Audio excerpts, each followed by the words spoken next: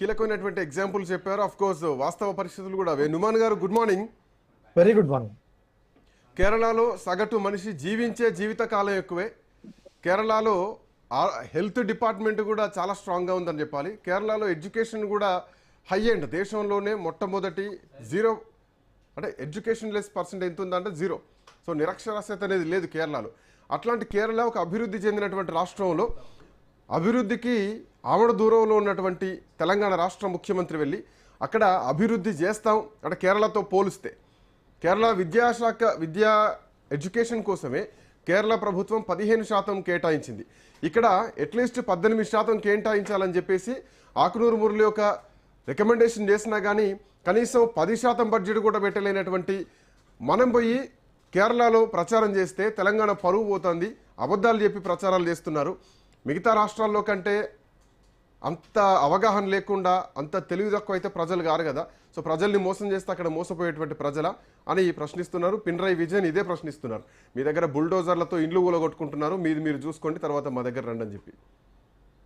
Very good morning to you Srikanth గారు as well as కంబోజు గారు and all the viewers. ఏదైతే మనం మాట్లాడుతున్నామో కేరళ ఎలక్షన్ గురించి, ముఖ్యమంత్రి వర్యులు శ్రీ రేవంత్ రెడ్డి గారు అక్కడికి పోయి ఎలక్షన్ క్యాంపెయిన్ లో వారు పార్టిసిపేట్ చేస్తూ ఉండడం, అక్కడ వస్తున్నటువంటి విశేష స్పందనని చూసి అక్కడ ఉన్నటువంటి కరెంట్ ముఖ్యమంత్రిగా ఉన్నటువంటి పినరయి విజయన్ గారు వారు మా మీద ఎదురుదాడి చేయడము, వారు డిఫెన్స్ కింద వారు మమ్మల్ని చెప్పడం, తెలంగాణలో ఏ రకంగా అయితే మీరు అమలు చేస్తున్నారు చూపించండి అని చెప్పేసి కంపారిజన్ చేస్తూ వారు మాట్లాడుతున్నారు.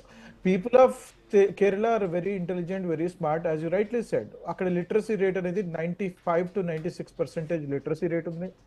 వారు చాలా విఘ్నులు, వారికి తెలుసు కేరళకి ఏం అవసరం అని చెప్పేసి.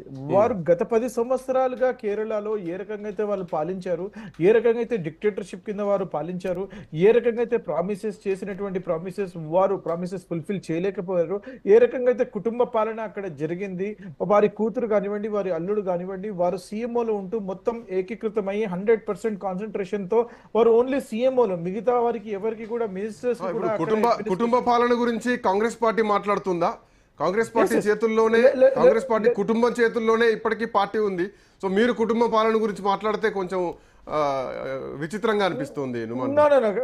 కాంగ్రెస్ పార్టీ కుటుంబ చేతుల్లో లేదు. Congress party is in the hands of the democratic people within the party. ఏ కుటుంబం అంటే ఇప్పటి వరకు ఎవరి చేతుల్లోకి వెళ్ళింది? పార్టీ మారి ఇప్పుడు కనీసం బీజేపీలో అధ్యక్షులు మారుతా ఉంటారు, ప్రధానులు మారుతా ఉంటారు. కాంగ్రెస్ పార్టీలో ఆ ఫ్రీడమ్ లేదు కదా. అదే నెహ్రూ, అదే ఇందిరాగాంధీ, అదే రాహుల్ గాంధీ, అదే రాజీవ్ గాంధీ, అదే సోనియా గాంధీ, అదే రాహుల్ గాంధీ, ఇప్పుడు అదే ప్రియాంక గాంధీ. ఇది కాకుండా కొత్తగా వచ్చారా కాంగ్రెస్ పార్టీకి? yes, మల్లికార్జున ఖర్గే గారు is our president. బట్ అదే మల్లికార్జున ఖర్గేని ఒక ప్రశ్న అడిగితే నేను అధిష్టానంతో మాట్లాడి చెప్తా అన్నారు మీడియాతో. సో మరి అధిష్టానం ఎవరు ఆయన మాటల్లో? అధిష్టానం అనేది సిడబ్ల్యూసి ఏదైతే ఉంటుందో కలెక్టివ్ ఎఫర్ట్ తీసుకుని వారు అక్కడ తీసుకున్నటువంటి నిర్ణయాల గురించి వారు చెప్పారు.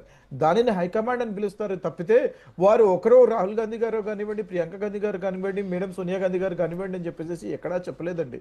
మా దగ్గర we have a protocol. Elections వచ్చినప్పుడు ఏ రకంగా అయితే సిఈసి డిటర్మైన్ చేస్తుందో మేజర్ పార్టీలో ఫంక్షన్ గురించి సిడబ్ల్యూసి నిర్ణయాలు తీసుకుంటుంది. సిడబ్ల్యూసి నిర్ణయాలని పట్టుకుని వారు హైకమాండ్ చెప్పడం జరిగింది తప్పితే మరొకటి కాదు.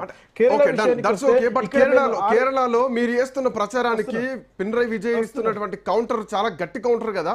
పరువు తీసుకుంటున్నట్టుగా అనిపించట్లేదు. ఎందుకంటే నీతి ఆయోగ్ ఇస్తున్నటువంటి లెక్క ప్రకారం 2023-24లో కేరళలో మొదటి స్థానంలో ఉంది. కేరళలో అవినీతి, పరిపాలనా వైఫల్యం ఉందని మీరు మాట్లాడుతున్నారు. బట్ కేరళలో అట్లాంటిది లేదని చెప్పేసి సుస్థిరాభివృద్ధిలో నీతి ఆయోగ్ ఇస్తున్నటువంటి రేటింగ్ అది. తో పాటు కేరళలో పేదరికం 0.55% మాత్రమే. తెలంగాణలో దగ్గర 6% పేదరికం ఉంది. సో అట్లాంటి మనం వెళ్ళి కేరళని డెవలప్ చేస్తామని చెప్తేనే విచిత్రంగా అనిపిస్తుంది. అందుకే పినరయి విజయన్ కౌంటర్ ఇస్తున్నారు. ఫస్ట్ మీరు చూసుకోండి, మా దగ్గరకు వచ్చే ముందని చెప్పి. Let us talk about data, sir. Let us talk about data. మీరు ఇందాక ఏదైతే మాట్లాడారో 10 సంవత్సరాలు ఏ రకంగా అయితే వారి రూలింగ్ ఉందని చెప్పేసి నేను చెప్తూ వచ్చాను. వారి యొక్క పాపులేషన్ కూడా ఇంచుమించుగా తెలంగాణకి దగ్గరలో ఉంటుంది. 3.5 కోట్లు, దాదాపు 3,60,00,000 ఇస్ దేర్ పాపులేషన్. వారి యొక్క జిఎస్డిపి రేషియో, మీరు ఒక డెట్ టు జిఎస్డిపి రేషియో గురించి నేను మాట్లాడుతున్నాను. It is above the FRBM limits. వారి యొక్క డెట్ ఈ రోజు మీరు చూసుకుంటే 5 లక్షల కోట్లుగా ఉంది. వారిని కాపాడాల్సింది కేంద్ర ప్రభుత్వంతో మరి వారు పార్ట్నర్షిప్ లోనే ఉన్నారు కదా.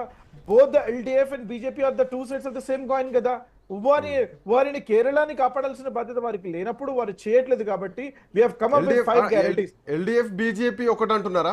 Yes, 100%. Who is saying not? But అదే త్రివేంద్రంలో కాంగ్రెస్ పార్టీ కొంత మద్దతు ఇస్తేనే అక్కడ Bharatiya Janata party even municipality గెలిచింది, కార్పొరేషన్ గెలిచింది. Municipal elections are going to be local election. దాని గురించి let us talk in a separate frame. Municipal elections మనందరికీ తెలుసు, లోకల్ ఇష్యూస్ గురించి అక్కడ రావాల్సినటువంటి మెజారిటీ మార్క్ రాకపోయినప్పుడు కాంబినేషన్స్ జరుగుతూ ఉంటాయి. That we have seen it in Telangana also. We have joined with BJP, BJP BRS తో కలుస్తారు. Let us not talk about municipal election. I'm talking about the narrative for the state election is going to be completely different. 10 సంవత్సరాలు ఏదైతే వారు election చేశారో, 10 సంవత్సరాలు ఏదైతే వాళ్ళు ruling చేశారో సరిగ్గా చేయకపోవడం వల్ల we have come up with 5 guarantees. మేము 5 గ్యారంటీలలో ఫ్రీ బస్ ఇక్కడ ఇస్తున్నాము, అక్కడ ఇస్తున్నాము అని చెప్పేసి చెప్తున్నాము.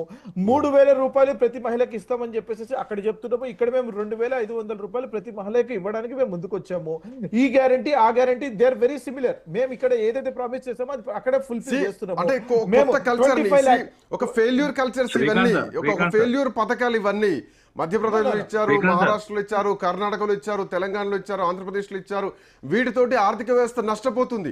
సో ఆల్రెడీ డెవలప్డ్ గా ఉండి కొంత మేధస్తో ఉన్నటువంటి ప్రజల మీదకి వెళ్ళి మళ్ళీ రుద్దితే ఇది ఎంతవరకు కరెక్ట్? ఇది కాంబోజ్ గారు ఏదో చెప్తున్నారు. నేను ఒక చిన్న సబ్జెక్ట్ ఒకటే, కరప్షన్. ఈ ఎర్నాకుళంలో నిన్న ఒక మినిస్టర్ ప్రెస్ మీట్ పెట్టారు. ఇక్కడ రేవంత్ రెడ్డి గారు నవంబర్ 9th కు వచ్చిన తర్వాత 2,500 మహిళలకు ఇస్తానన్నటువంటి